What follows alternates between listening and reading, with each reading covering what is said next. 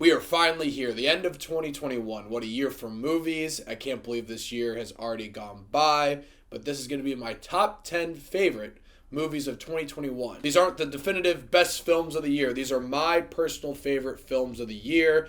You might notice with my rankings, it might be a little bit off because you'll be like, oh, he gave this a certain rating, but it's lower than this movie that got a different rating.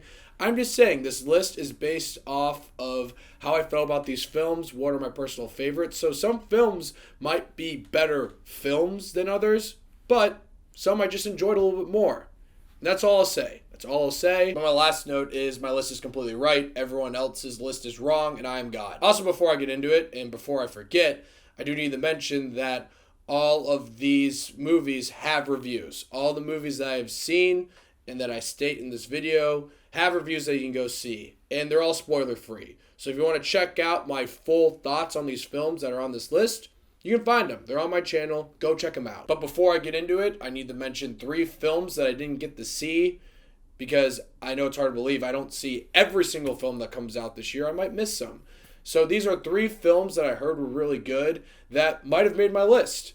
And the 3 films are Pig, The Last Duel, and Spencer. Those are 3 films I missed out on that I heard great things about. But now I'm going to mention my 3 honorable mentions. These are the 3 films that just missed the top 10. They're on the outside looking in. These are in no particular order, but they are Belfast, Nightmare Alley, and No Time to Die. Those are the 3 films that barely missed the top 10. But let's stop talking about those films and stop talking about everything else.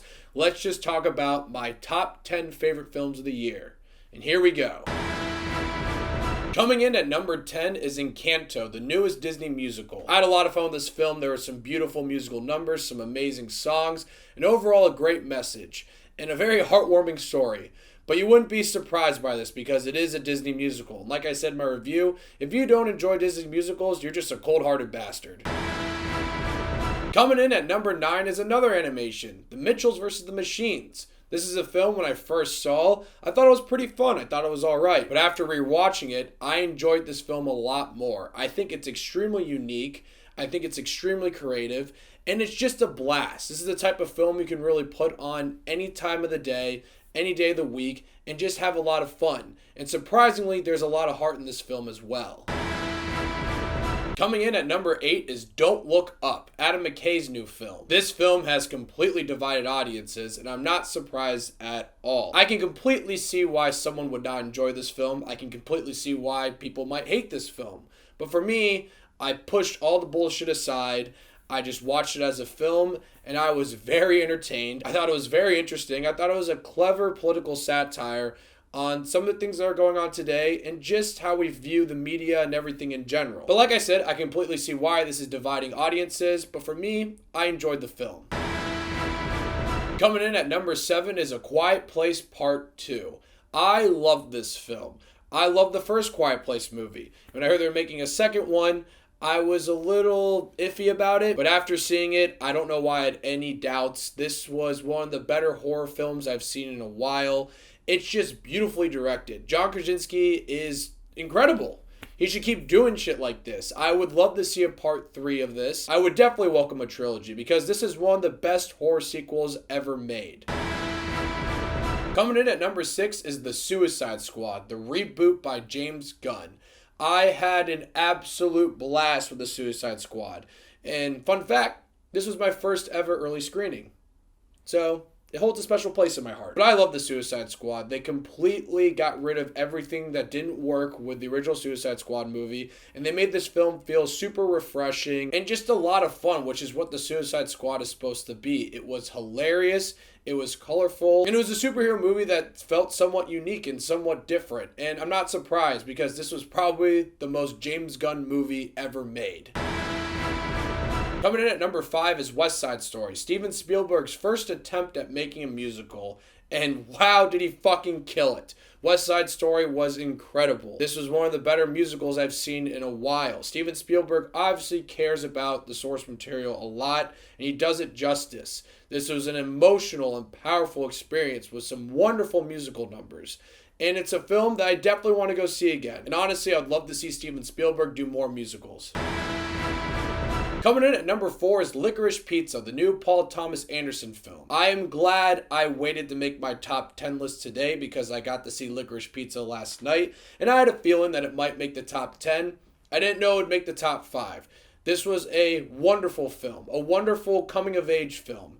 I had a blast. Some of the best performances I've seen all year, the best chemistry I've seen on screen all year, and some people might not like the film because, honestly, not much happens. There's not really a plot, but in a way, it made the film more charming. Alright, we're here at the top 3 films. These are the 3 films that I absolutely adored this year. These are the 3 films that, when I was making my list, each of them made it to the number 1 spot. Every time I remade the list, I'm like, oh, I gotta put it here, blah, blah, blah. Like, it was stressful. It was honestly stressful making this list because of these 3 films. But I think I got it down. And coming in at number 3, and this is going to be weird to say because this film has already won some Oscars, and I looked it up, and it said it came out in 2021. I thought I was losing my mind because I already won Oscars, but fuck it, whatever. It's on my list. It's my list. Who cares?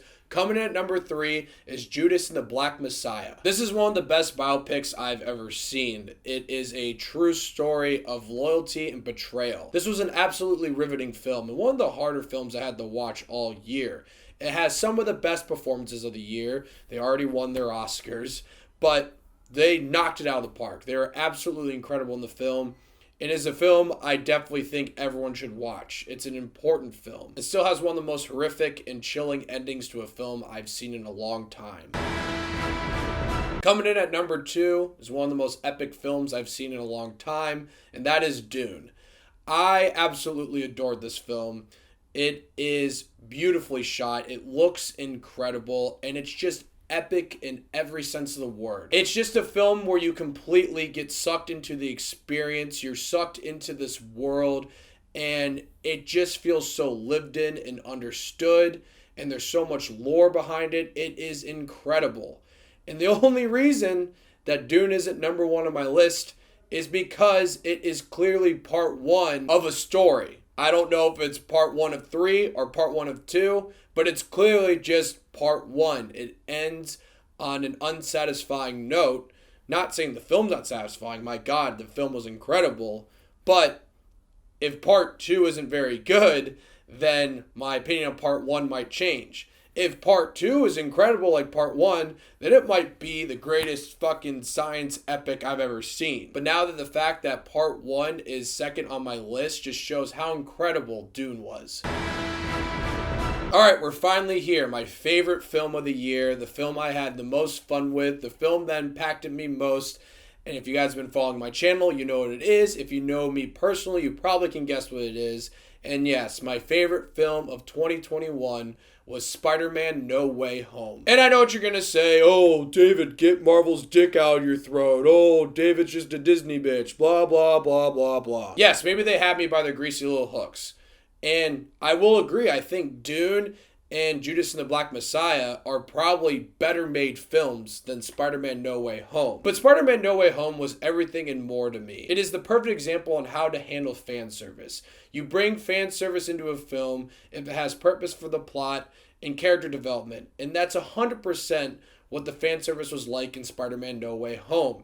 It actually had reason to be there, and it actually brought more depth to all the characters and the plot and everything that's in the film. I also think they absolutely nailed Peter Parker and what makes him a great hero. I absolutely love the ending. It's an ending that has stuck with me, and it's definitely a film that as days go by, I appreciate and like a lot more. I've already said this on my channel. The Spider-Man films have meant a lot to me growing up and my love for films. So yes, I am fanboying putting Spider-Man No Way Home as my favorite film of 2021. But guess what? I don't fucking care. It's my channel. It's my list.